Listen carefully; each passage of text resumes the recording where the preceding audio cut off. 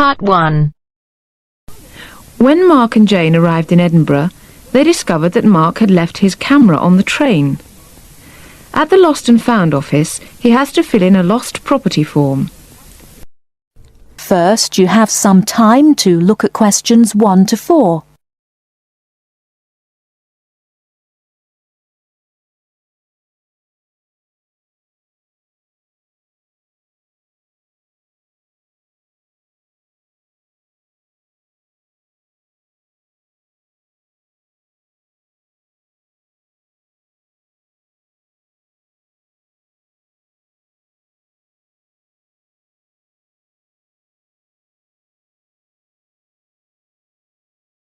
Now we shall begin. You should answer the questions as you listen, because you will not hear the recording a second time. Listen carefully and answer questions 1 to 4. Good evening, sir. Can I help you? Yeah, I think I left my camera on the train from London early today. Did you, sir? Oh, well. In that case, we'd better fill in a lost property form. Can you tell me your name? Yeah, it's Mark Adams. Okay. Your address? You mean in Britain or in the States? How long are you staying? Oh, I've still got a few months in Britain. Okay, then. Can you give me your address here? Right. It's 21 Thames Drive, Leigh-on-Sea. That's Leigh on Sea, Essex.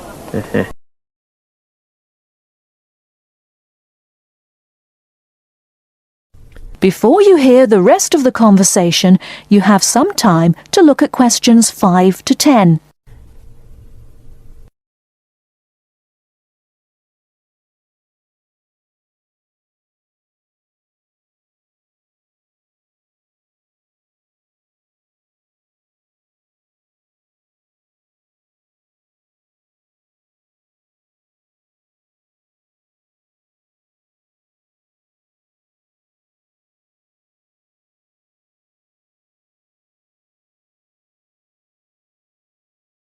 Now listen and answer questions 5 to 10. Do you want the phone number? Yes, I'd better have that. Okay, 0702 35211. Thanks. And you say it was a camera. What make and model? It's a Ricoh. Ricoh. How do you spell that? Ricoh. Okay, got that. Now, you say it was the London train. What time did it arrive in Edinburgh? At 4:55 this afternoon. Exactly on time. Well then, if we find it, sir, shall we phone you? No, I think I'll drop in the day after tomorrow to check up. Right you are, sir. We'll do our best.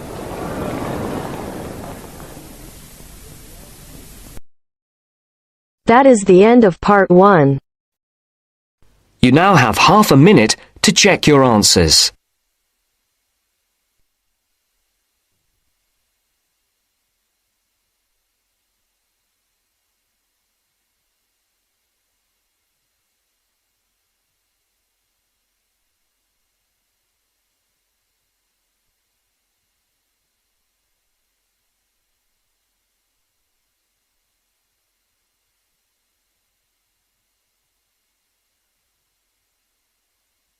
Now turns to Part 2. Part 2. You will hear a flight attendant talking to passengers on an airplane. First, you will have time to look at questions 11 to 15.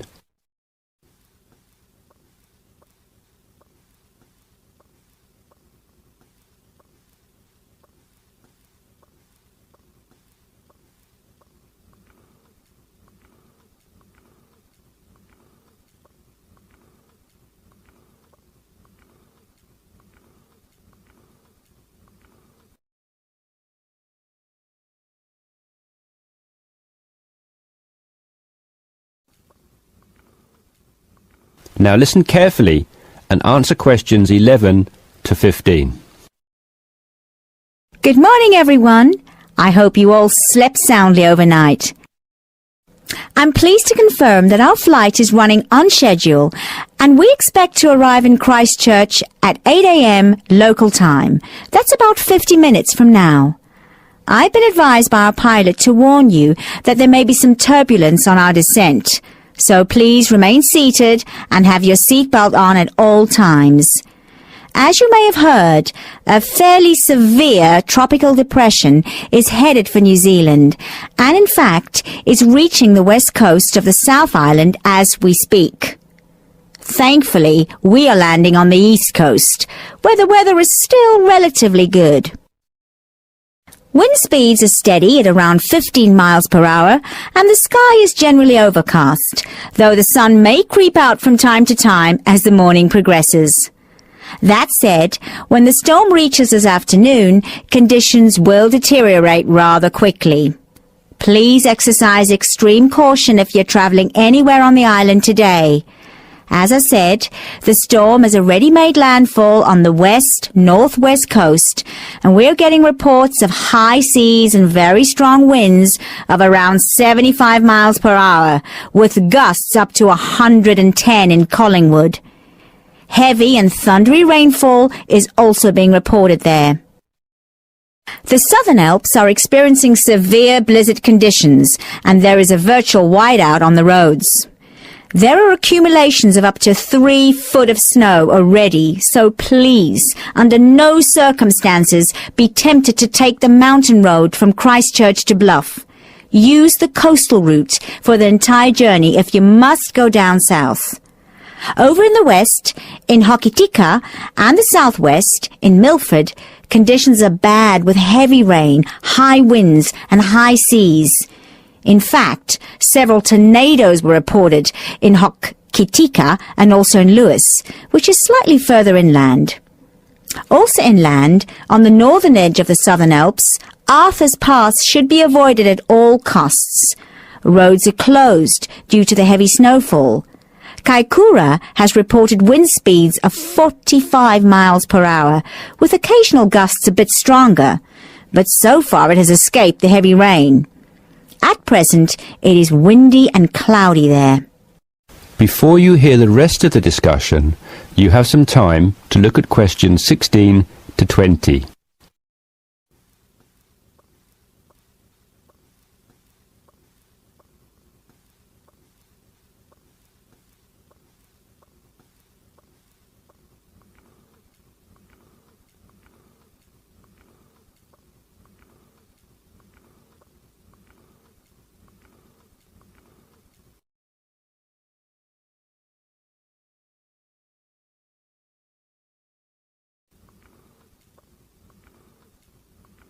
Now listen and answer questions 16 to 20.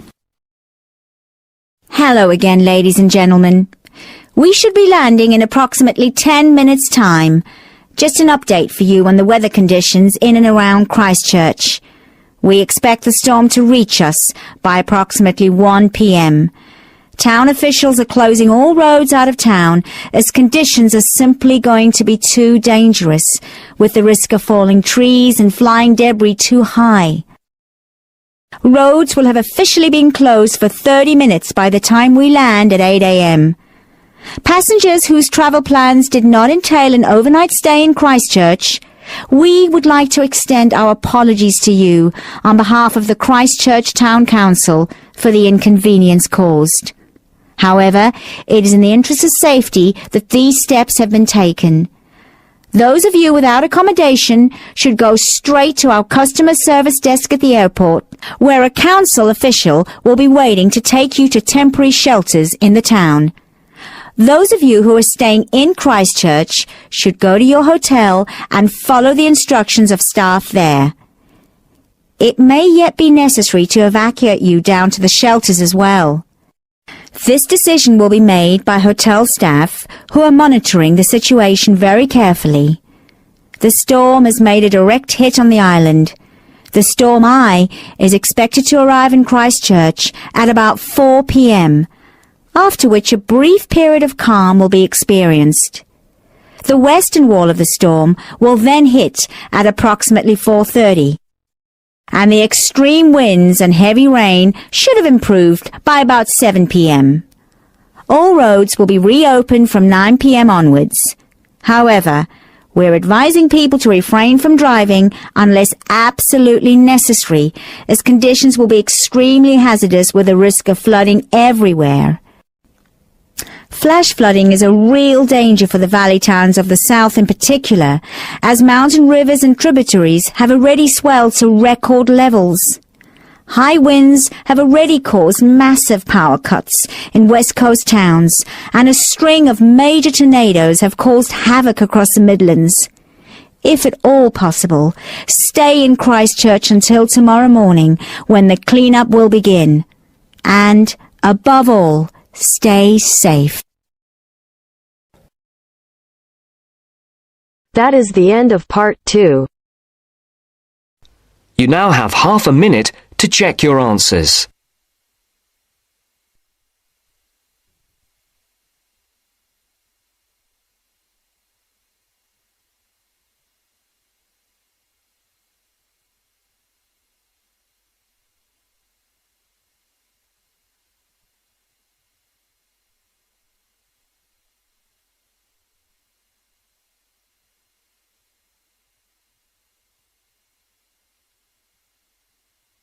Now turns to part 3. Part 3. You will hear a tutor and some students discussing choosing courses at a college. First, you have some time to look at questions 21 to 24.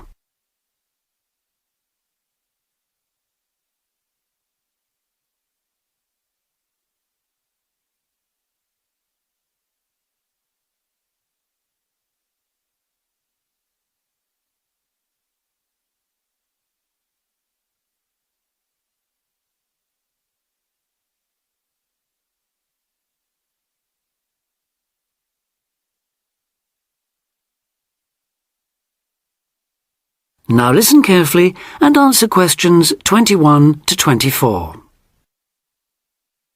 As you know, this week you choose your modules for the first year of study. So this introductory meeting is aimed at helping you make informed choices. I think the best way to do this is on a question and answer basis. So, who'd like to start? Pat? Yes. There's something I've been wondering about. Will my choice affect my career opportunities? Well, for most students, the choice of Level 1 modules won't be crucial in terms of a later career. In fact, many graduate-level jobs will accept graduates from a range of degree courses. Employers will often be at least as interested in how well a student has performed academically and how the whole experience of university has developed the student as a person, as in the detail of the course options chosen. Selecting modules that will interest you and in which you think you will be particularly successful is therefore also likely to make good sense in career terms. On certain degree courses, though, module choice can be important. This applies mainly to vocational courses, where the degree confers an accredited professional training, as well as university education. Usually the modules students are required to take will include all those needed to meet those professional requirements. Your academic department, in this case chemical and process engineering, and the university's career service will be able to advise you, and will be pleased to help you sort out anything you're not certain about. Right. Before you hear the rest of the discussion, you have some time to look at questions 25 to 30.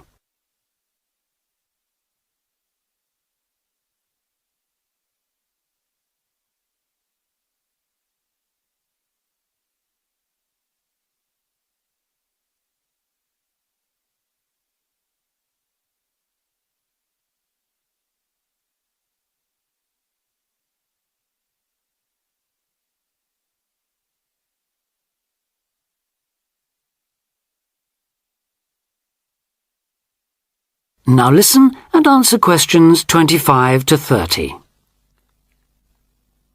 I'd like to ask a few things about the Applied Chemical Engineering module. Fine. What would you like to know? Well, Apart from the work on practical engineering, what other topics are covered?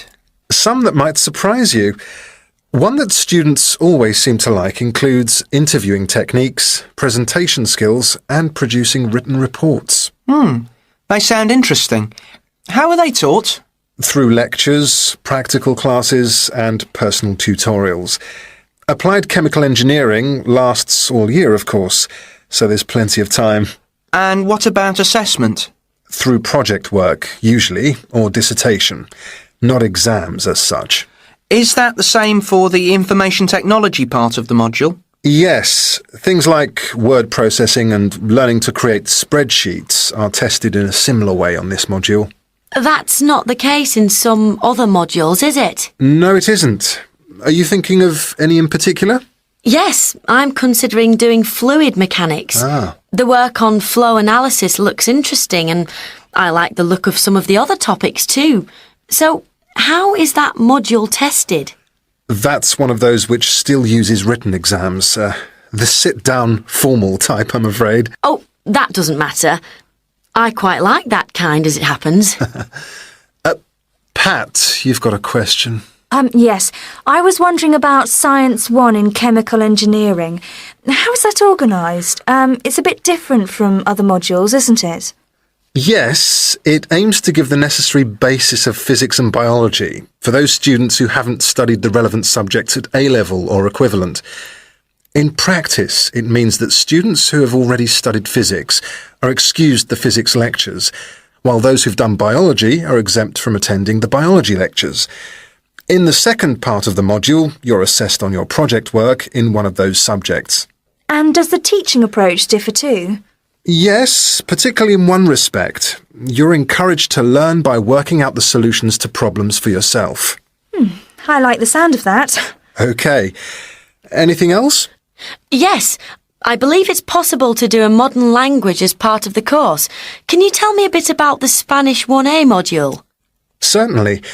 The main emphasis in 1A is on understanding and speaking, but students also learn to carry out some straightforward reading and writing tasks. Basic aspects of grammar are also introduced and practiced. The module comprises 36 hours of class contact, mainly in tutorial groups of 16 to 20, and students are expected to do approximately 64 hours of private study. It sounds interesting. I did some Spanish at the Cervantes Institute last year. Passed an exam, in fact. I'm afraid that means you can't do 1A. Oh. The regulations say this module may not be taken by students with a qualification in Spanish, though you could do 1B. That is the end of part 3. You now have half a minute to check your answers.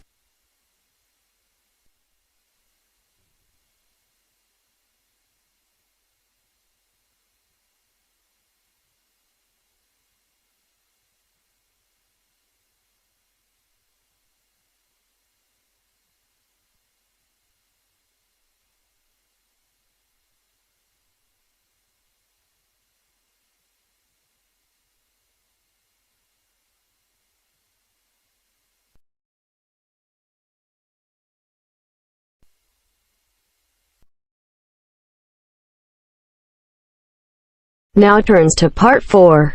Part 4. You will hear a lecture about customer psychology. First, you have some time to look at questions 31 to 40.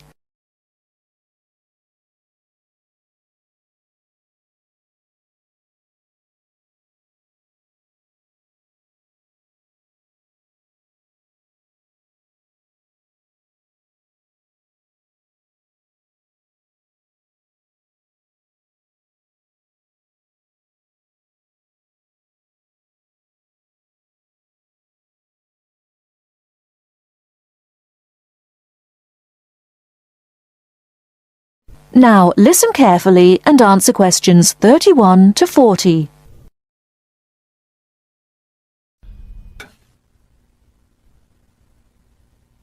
An understanding of customer psychology is an invaluable aid for retailers looking for ways to increase sales. Much can be done to the store environment to encourage shoppers to linger longer and spend more money.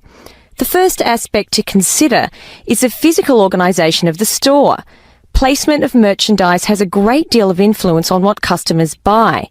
For example, a common practice among retailers is to place the store's best-selling merchandise near the back of the store.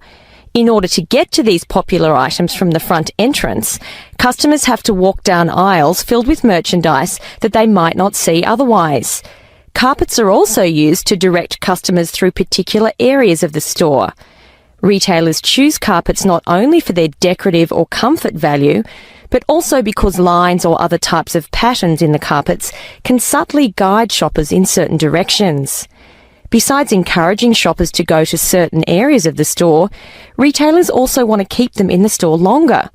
One way to do this is to provide comfortable seating throughout the store, but not too close to the doors. This gives customers a chance to rest and then continue shopping. Retailers can do a number of things to create a pleasant atmosphere in the store, thereby encouraging more purchases.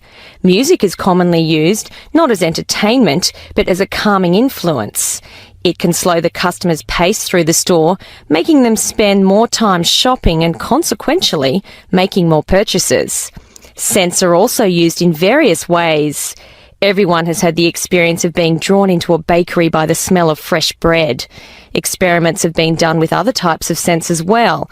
For example, the scent of vanilla has been used to increase sales in clothing stores. Use of colour is another important aspect of store environment. Certain colours can affect behaviour as well as mood. Light purple, for example, has been found to have an interesting effect on customer behaviour. People shopping in an environment where light purple is the predominating colour seem to spend money more than shoppers in other environments. Orange is a colour that's often used in fast food restaurants. It encourages customers to leave faster, making room for the next group of diners. Blue, on the other hand, is a calming colour. It gives customers a sense of security, so it's a good colour for any business to use.